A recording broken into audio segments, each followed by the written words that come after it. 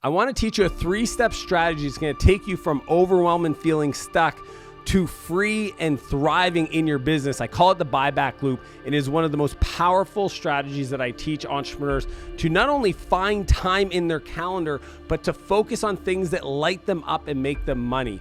A while ago, I was working with one of my clients, Jonathan, who runs a local services software company, and they had exploded in growth in the previous year. They were doing about $11 million a year, and his calendar was nutty. He was feeling overwhelmed. He didn't know what to prioritize, what to strategize. He was saying yes to everything because he thought that's what I should do as a CEO. And when I taught him the buyback loop process, within a 2-week period, that's all it took, he was literally able to buy back almost a full week so that he could go work on things only he could do as the CEO. That's what I want to show you how to do, the specific 3-step process that is part of the buyback loop. Let's get into it. So the buyback loop includes 3 specific steps. It's audit, transfer, fill. As soon as we hit the pain line, as soon as we feel like we've hit the cap on our capacity, we want to do those 3 steps so that we can unblock ourselves to take our business to a new height. Step 1 is audit. We want to look at our calendar. We want to currently understand and review where are we spending our time, doing a time and energy audit. And a time and energy audit is literally logging every 15 minutes. What do you do with your time? Are you checking emails? Are you looking at TikTok? Are you on phone calls? Are you writing proposals? Are you managing Slack, project management? Whatever you're doing, every 15 minutes, you should set a timer. It goes off. You log it in a book. You log it in your journal. And then what you do is after you have 2 weeks worth of logs, you go back through at the beginning and you highlight in green everything that gives you energy, and you highlight in red anything that sucks your energy, so that you start to get a sense of the activities that light you up, that make you feel excited about the future, and all the stuff that you're just like despair about. You're just like, oh, not looking forward to it. Then you take that list and you put $1 sign if it's a cheap thing to give somebody else to do, and $4 signs. You can put 2 or 3 or 4. 4 if it's an expensive thing, something that would require a specialist, an expensive consultant, something that you'd have to hire to do what you're doing today. Maybe if it's like operate your business or be the CEO. Those are very expensive things to pay other people to do. Once you do this time and energy audit and you understand the cost of those activities, then you take all the red stuff with $1 sign next to it and you put it in a bucket. And that now becomes your hit list of getting those items out of your life. It's very obvious once you start looking at your time and you review it, you audit it, to get very clear where there's a lot of waste, where there's opportunities to delete, to defer, to delegate stuff off of your plate just by doing that energy and time audit. But we're not done. Now we got to focus on transfer. The second step is to transfer, okay? We need to learn how to delegate the things we're doing and teach other people to do it. I use this methodology called the camcorder method. And the way that works is I record myself doing the work and talking out loud as I'm doing it. Today, I just use Zoom and I do a meeting by myself. I share my screen and I hit record, and then I record myself on my Zoom session, sharing my screen so that I just talk over what I'm doing. And the reason I do this is because even before I hire somebody to give them the work to do to take off my plate, I want those recordings. And then those recordings, if I have 3, 4, 5 of these recordings, managing my inbox, publishing social media videos, managing accounts receivable, whatever it is for you, it doesn't matter. Think about like taking all those items that you highlighted in red, that's $1 sign, and then just recording yourself doing that work. That now becomes the training for the new person. Here's the kicker. When you hire the person, you give them the videos and then they create what's called the SOPs, or I call playbooks, right? The standard operating procedures.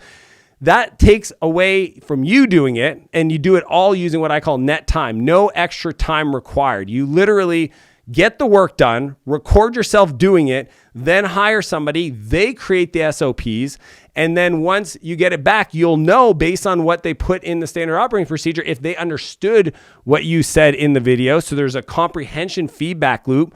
And then if for whatever reason that person doesn't work out, no problem. You hire somebody new, you got the training videos, you've got the SOP, the playbook, and then the new person hits the ground running even harder.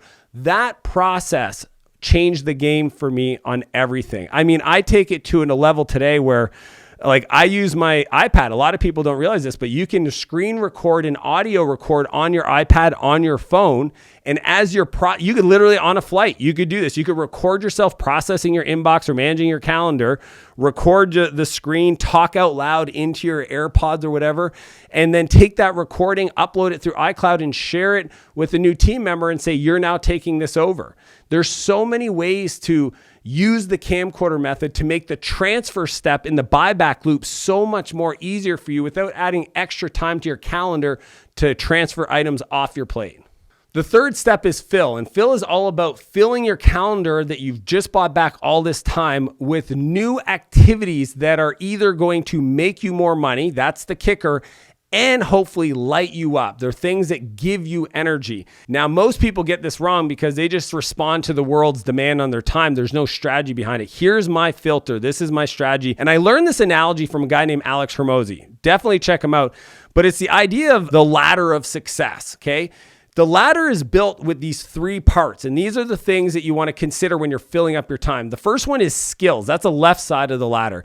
What are the skills that you need to develop as an entrepreneur to overcome the biggest challenge in your business? Maybe it's a marketing skill. Maybe it's a confidence skill. Maybe it's a communication skill. Maybe it's a leadership skill, strategic planning, financials, whatever it is for you, you need to identify the gaps in where you're currently at, what you want to achieve, and invest in those skills, from going to seminars, reading books, buying courses, hiring a mentor, hiring consultants to teach you these skills so that you can move up that left side of the ladder. That's the beginning. The right side of the ladder is made up of beliefs, and beliefs are so important as you grow your business because it's the blocker that's stopping you from even being able to take action often. You know, Jim Rohn, who is one of the most important motivational speakers from the past century, he had this great example of this sales guy that looks outside and there's a storm. And he looks outside of the storm and he goes, holy cow, look at that storm. There's no way I can go out today and sell. You know, he's a door-to-door sales guy. This other sales guy looks outside, he sees the same storm and he goes, yay, a storm. It's going to be great. Everybody's going to be home and none of the sales guys are going to be out. Like, think about that. It's two different people, two different beliefs. One had the proper belief that's going to make him take action to actually grow his business. That's the right side of the ladder. The center of the ladder is character traits. This is how you show up. It's who you've become. It's your identity.